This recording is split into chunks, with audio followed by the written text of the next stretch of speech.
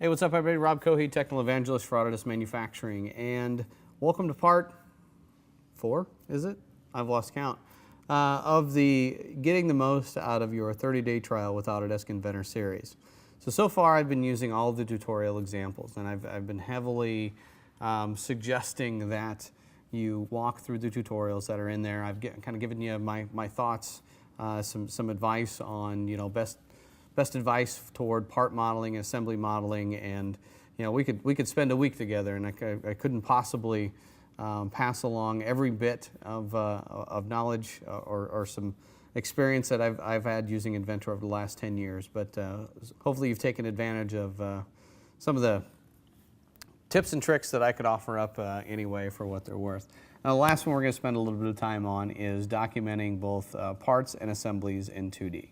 And I mentioned right at the outset that there's a couple ways to do that. You can either utilize DWG as your standard 2D documentation tool. There's a boatload of advantages to doing that.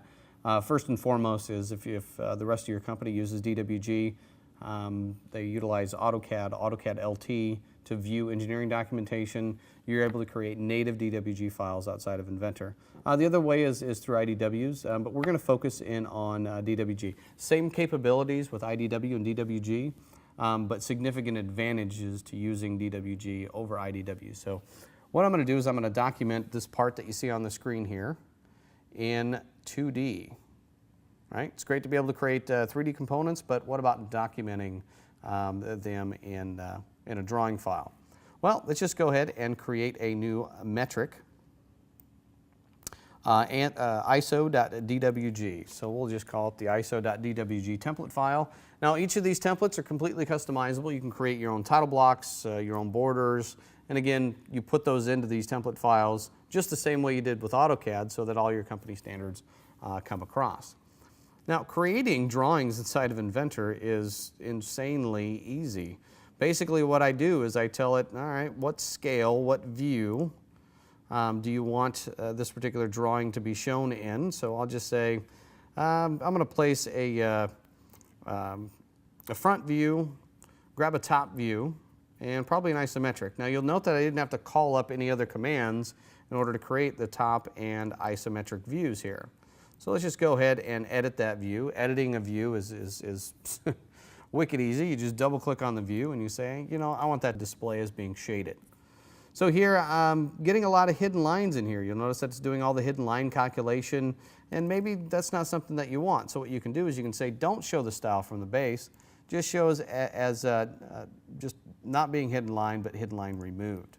So I'm going to remove those hidden lines to get a nice clean top view so I can get it documented as desired, right? So there's a couple ways to get some dimensional values in here, and some people have their preferences over others, but I'll show you a couple ways to get dimensional values in here. The first one is to retrieve model dimensions. Now by retrieving the model dimensions, it's going to reach into the model and grab those parameters that you put in the part. But I'm hearing from a lot of users that retrieving model dimensions, those aren't necessarily the dimensions that you would use to document the design of this in 2D, so machinists can take this and model this up. So, there's a couple ways to do it. You can either grab these dimensions if you so choose, or let me just go ahead and cancel out of that. We can go to the Annotate tab, and we can begin to place other types of dimensions. So, maybe I want the outside radius of this right here, so let's grab that radius, and you can see it's and the dimensional standards are all based upon the template that you choose. They're all in your style library, so you'll go to the Manage tab and determine style libraries. Those of you who went through the tutorials know about the style libraries. Those of you that haven't, I definitely recommend going through the tutorial on style libraries. All right, so I'm going to grab a couple more dimensions here. You'll see that this time we grabbed a diameter. Last time it was a radius. It all depends on the geometry that you select. Or, if you go in here and say, there's a radius there, but in fact I want it to be a diameter, you can just go to the dimension type by right-clicking your mouse and say, I want that to be a diameter dimension, and there you go. Now, there's a couple really nice tools for automatically doing things like center lines. Center lines is, pretty common. So I can right-click and say automated center lines, go ahead and grab the holes and such that are on here. And there they are. Now, that centerline pattern, maybe you want to get the, something that you can actually annotate and grab the outside or the diameter of that pattern. So let's just go ahead and undo that, because there's a couple of different options here that I want to go ahead and point out. So what I'll do is I'm going to go through and grab the centered pattern. And once you call up the center pattern command, if you take a look at the lower left-hand corner, it says select the center of the circular pattern. Well, the center of that's going to be right here in the middle. Next, it's going to say go ahead and click a location. What I'll do is I'll just kind of click on through here, and as you can see, it's creating that centered pattern for me. So I'll go ahead and say create. If I want to connect those, done.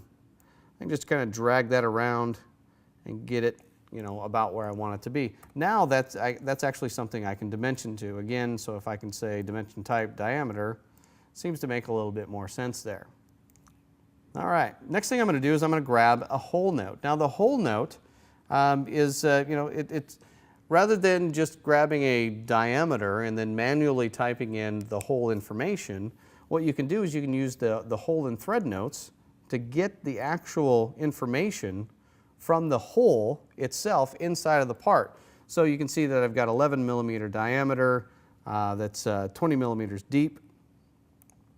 Done. You can even edit these, go into edit the hole note, and say, you know what, go ahead and add the number of instances.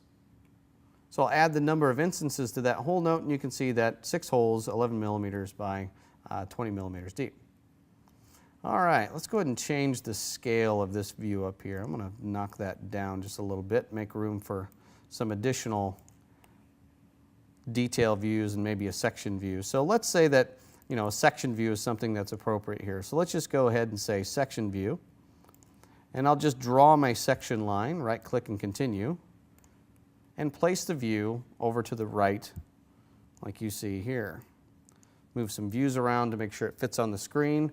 And now I can go about dimensioning or placing the dimensions on this section right here. So here I can say grab the radius like so, maybe grab that dimension for some odd reason. You'll note the point that I'm making here is the ability to bounce back and forth between an angular dimension, a radial dimension, linear dimensions, but still using just one command. It's pretty handy so you don't have to bounce back and forth between all the different types of commands.